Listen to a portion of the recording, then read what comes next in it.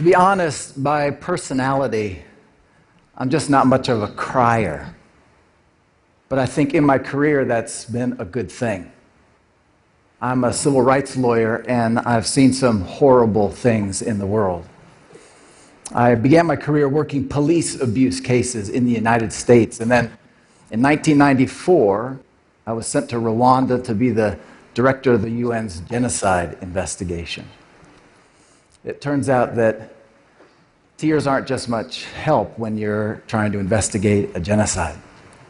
The things I had to see and feel and touch were pretty unspeakable. What I can tell you is this, that the Rwandan genocide was one of the world's greatest failures of simple compassion. That word compassion actually comes from two Latin words, cum passio, which simply mean to suffer with. And the things that I saw and experienced in Rwanda as I got up close to human suffering, it did, in moments, move me to tears. But I just wish that I and the rest of the world had been moved earlier. And not just to tears, but to actually stop the genocide. Now, by contrast, I've also been involved with one of the world's greatest successes of compassion. And that's the fight against global poverty. It's a cause that probably has involved all of us here. I don't know if your first introduction might have been choruses of We Are the World, or maybe the picture of a sponsored child on your refrigerator door, or maybe the birthday you donated for fresh water. I don't really remember what my first introduction to poverty was, but I do remember the most jarring. It was when I met Venus. She's a mom from Zambia. She's got 3 kids, and she's a widow. When I met her, she had walked about 12 miles in the only garment she owned to come to the capital city and to share her story. And she sat down with me for hours and just ushered me in to the world of poverty. She described what it was like when the coals on the cooking fire finally just went completely cold, when that last drop of cooking oil finally ran out, when the last of the food, despite her best efforts, ran out. She had to watch her youngest son, Peter, suffer from malnutrition as his legs just slowly bowed into uselessness, as his eyes grew cloudy and dim, and then as Peter finally grew cold. For over 50 years, stories like this have been moving us to compassion. We whose kids have plenty to eat. And we're moved not only to care about global poverty, but to actually try to do our part to stop the suffering. Now, there's plenty of room for critique that we haven't done enough, and what it is that we've done hasn't been effective enough.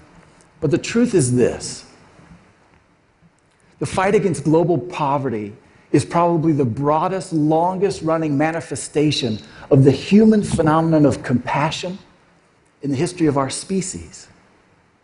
And so I'd like to share a pretty shattering insight that might forever change the way you think about that struggle. But first, let me begin with what you probably already know. 35 years ago, when I would have been graduating from high school, they told us that 40,000 kids every day died because of poverty. That number today is now down to 17,000.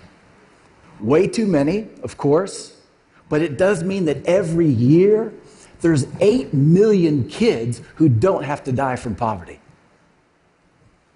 Moreover, the number of people in our world who are living in extreme poverty, which is defined as living off about $1.25 a day, that has fallen from 50% to only 15%.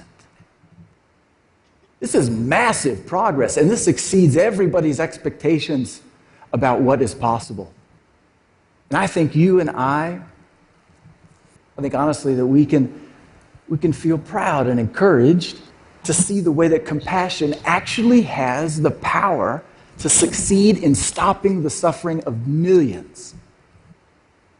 But here's the part that you might not hear very much about. If you move that poverty mark just up to $2 a day, it turns out that virtually the same 2 billion people who were stuck in that harsh poverty when I was in high school are still stuck there 35 years later.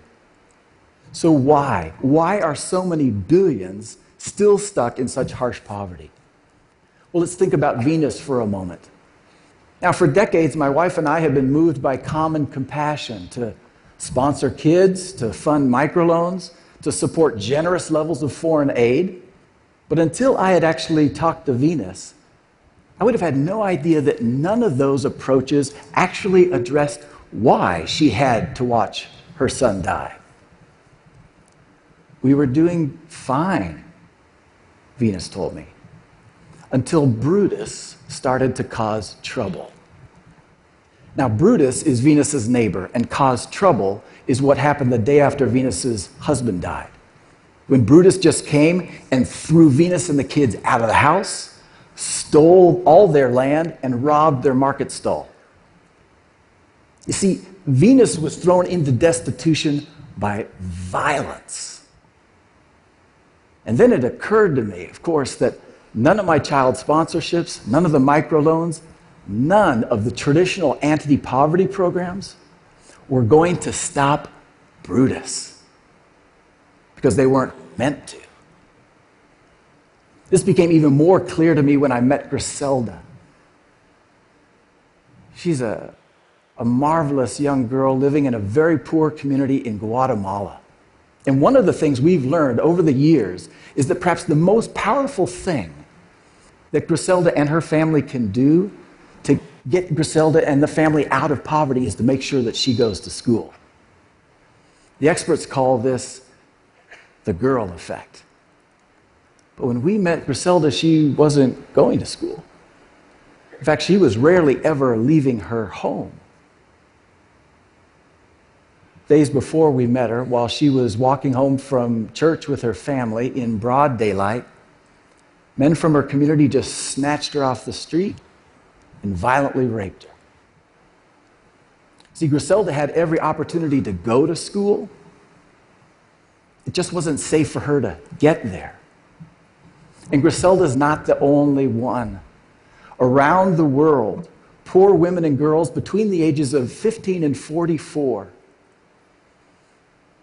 they are, when victims of the everyday violence of domestic abuse and sexual violence, those two forms of violence account for more death and disability than malaria, than car accidents, than war combined. The truth is, the poor of our world are trapped in whole systems of violence. In South Asia, for instance, I could drive past this rice mill and see this man hoisting these 100-pound sacks of rice upon his thin back. But I would have no idea until later that he was actually a slave, held by violence in that rice mill since I was in high school. Decades of anti-poverty programs right in his community were never able to rescue him or any of the 100 other slaves from the beatings and the rapes and the torture of violence inside the rice mill. In fact, half a century of anti-poverty programs have left more poor people in slavery than in any other time in human history. Experts tell us that there's about 35 million people in slavery today. That's about the population of the entire nation of Canada, where we're sitting today. This is why, over time, I have come to call this epidemic of violence the Locust effect. Because in the lives of the poor, it just descends like a plague, and it destroys everything. In fact, now when you survey very, very poor communities, residents will tell you that their greatest fear is violence. But notice the violence that they fear is not the violence of genocide or the wars. It's everyday violence. So for me, as a lawyer, of course, my first reaction was to think, well, of course, we've got to change all the laws, right? We've got to make all this violence against the poor illegal. But then I found out it already is. The problem is not that the poor don't get laws, it's that they don't get law enforcement. In the developing world, basic law enforcement systems are so broken that recently the UN issued a report that found that, quote, most poor people live outside the protection of law. Now, honestly, you and I have just about no idea of what that would mean because we have no firsthand experience of it. Functioning law enforcement for us is just a total assumption. In fact, nothing expresses that assumption more clearly than three simple numbers: 911, which of course is the number for the emergency police operator here in Canada and in the United States, where the average response time to a police 911 emergency call is about 10 minutes. So we take this just completely for granted. But what if there was no law enforcement to protect you? A woman in Oregon recently experienced what this would be like. She was home alone in her dark house on a Saturday night when a man started to tear his way into her home.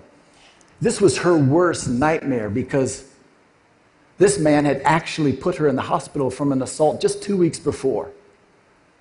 So terrified, she picks up that phone and does what any of us would do. She calls 911. But only to learn that because of budget cuts in her county, law enforcement wasn't available on the weekends. Listen. I don't have anybody to send out there. Okay. Obviously if he comes inside the residence and assaults you, can you ask him to go away, or do you know if he's intoxicated or anything? I've already asked him. I've already told him I was calling you. He's spoken before, busted down my door, assaulted me. So... Is there any way you can safely leave the residence? No, I can't. Because he's blocking pretty much my only way out. Well, the only thing I can do is give you some advice and call the sheriff's office tomorrow. Obviously, if he comes in and unfortunately has a weapon or is trying to cause you physical harm, that's a different story. The sheriff's office doesn't work up there. I don't have anybody to send. Tragically, the woman inside that house was violently assaulted, choked, and raped. Because this is what it means to live outside the rule of law. And this is where billions of our poorest live. What does that look like?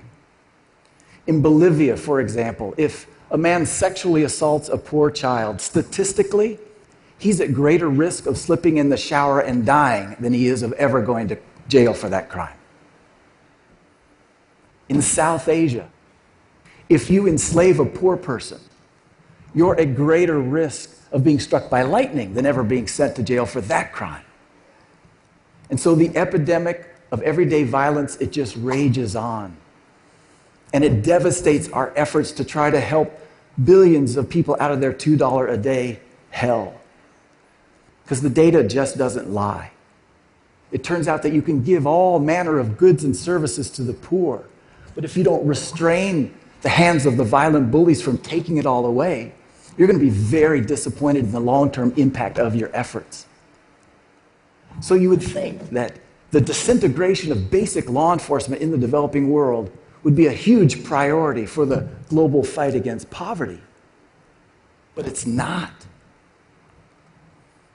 Auditors of international assistance recently couldn't find even 1% of aid going to protect the poor from the lawless chaos of everyday violence. And honestly, when we do talk about violence against the poor, sometimes it's in the weirdest of ways. A freshwater organization tells a heart-wrenching story of girls who are raped on the way to fetching water, and then celebrates the solution of a new well that drastically shortens their walk. End of story. But not a word about the rapists who are still right there in the community. If a young woman on one of our college campuses was raped on her walk to the library, we would never celebrate the solution of moving the library closer to the dorm. And yet, for some reason, this is okay for poor people. Now, the truth is, the traditional experts in economic development and poverty alleviation, they don't know how to fix this problem. And so what happens?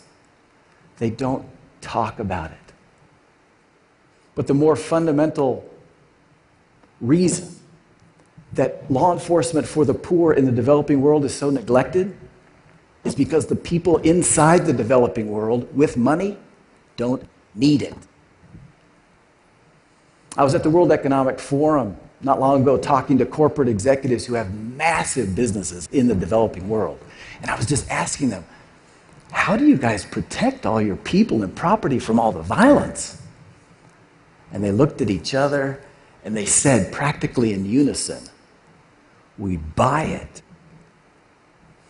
Indeed, private security forces in the developing world are now 4, 5, and 7 times larger than the public police force. In Africa, the largest employer on the continent now is private security. But see, the rich can pay for safety and can keep getting richer, but the poor can't pay for it. They're left totally unprotected, and they keep getting thrown to the ground. This is a massive and scandalous outrage. And it doesn't have to be this way. Broken law enforcement can be fixed. Violence can be stopped. Almost all criminal justice systems, they start out broken and corrupt, but they can be transformed by fierce effort and commitment. The path forward is really pretty clear. Number one, we have to start making stopping violence indispensable to the fight against poverty. In fact, any conversation about global poverty that doesn't include the problem of violence must be deemed not serious. And secondly, we have to begin to seriously invest resources and share expertise to support the developing world as they fashion new public systems of justice, not private security, that give everybody a chance to be safe. These transformations are actually possible, and they're happening today. Recently, the Gates Foundation funded a project in the second largest city of the Philippines, where local advocates and local law enforcement were able to transform corrupt police and broken courts so drastically that in just 4 short years, they were able to measurably reduce the commercial sexual violence against poor kids by 79%. You know, from the hindsight of history, what's always most inexplicable and inexcusable are the simple failures of compassion. Because I think history convenes a tribunal of our grandchildren. And they just ask us, Grandma, Grandpa, where were you? Where were you, Grandpa, when the Jews were fleeing Nazi Germany and were being rejected to our shores? Like, where were you? And Grandma, where were you when they were marching our Japanese American neighbors off to internment camps? And Grandpa, where were you when they were beating our African American neighbors just because they were trying to register to vote? Likewise, when our grandchildren ask us, Grandma, Grandpa, like, where were you when 2 billion of the world's poorest were drowning in a lawless chaos of everyday violence? I hope we can say that we had compassion, that we raised our voice, and as a generation, we were moved to make the violence stop. Thank you very much.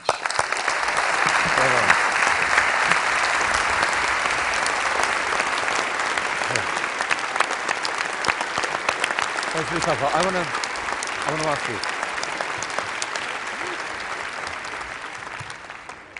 you. Really powerfully argued.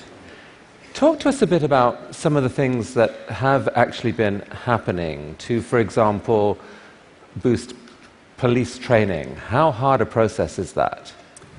Well, one of the glorious things that's starting to happen now is that sort of the collapse of these systems and the consequences is becoming obvious. And so there's actually now political will to do that. But it just requires now an investment of resources and a transfer of expertise. There's a political will struggle that's going to take place as well, but those are winnable fights because we've done some examples around the world at International Justice Mission that are very encouraging. So just tell us, like one country, how much it costs to make a material difference to police, for example. I know that's only one piece of it. In Guatemala, for instance, we've started a project there with the local police and court system, prosecutors, to retrain them so that they can actually effectively bring these cases. And we've seen prosecutions against perpetrators of sexual violence increase by more than 1,000%. This project has been very modestly funded at about $1 million a year. And the kind of bang you can get for your buck in terms of leveraging a criminal justice system that could function if it were properly trained and motivated and led. And these countries, especially a middle class that sort of is seeing that there's really no future with this total instability and total privatization of security, I think there's an opportunity, a window for change. But to make this happen, you have to look at each part in the chain. Truly. The police, who else? Right. So that's the thing about law enforcement. It starts out with the police. They're the front end of the sort of pipeline of justice, but they hand it off to the prosecutors, and the prosecutors hand it off to the courts, and the survivors of violence have to be supported by social services all the way through that. So you have to do an approach that pulls that all together. In the past, there's been a little bit of training of the courts, but they get crappy evidence from the police, or a little police intervention that has to do with narcotics or terrorism, but nothing to do with treating the common poor person with excellent law enforcement. So it's about pulling that all together, and you can actually have people in very poor communities experience law enforcement like us, which is imperfect in our own experience, for sure, but boy, is it a great thing to sense that you can call 911 and maybe someone will protect you. Gary, I think you've done a spectacular job of bringing this to the world's attention in your book and right here today. Thanks so much. Gary Haugen.